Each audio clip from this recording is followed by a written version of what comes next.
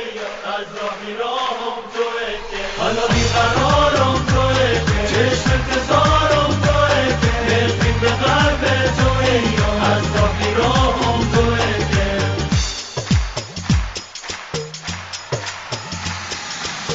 روزی که با تو بودم روز خوش زندگی،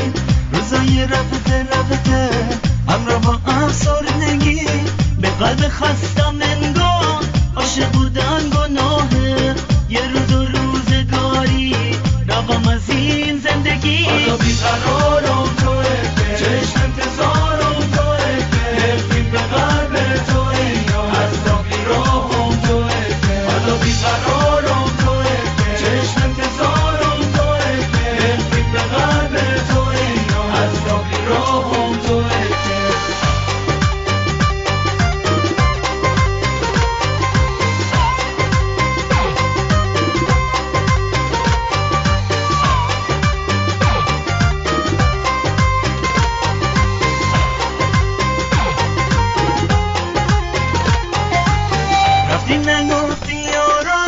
عاشقی سر زیره،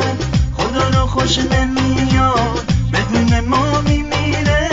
میدونستی که جز تو کسی رو ندارم، تنها گذاشتی ای یار وقتی از روزگارم. حالا بیقرارم توئه که چشم انتظارم توئه که نفرین به قلب توئه از راه میراهم توئه که حالا بیقرارم توئه که چشم انتظارم توئه که نفرین به قلب توئه از راه میراهم توئه که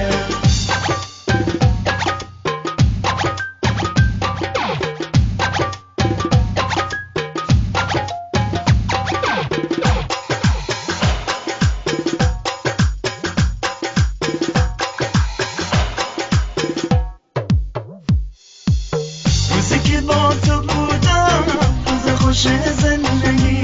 روزای رفته همراه با افسردگی،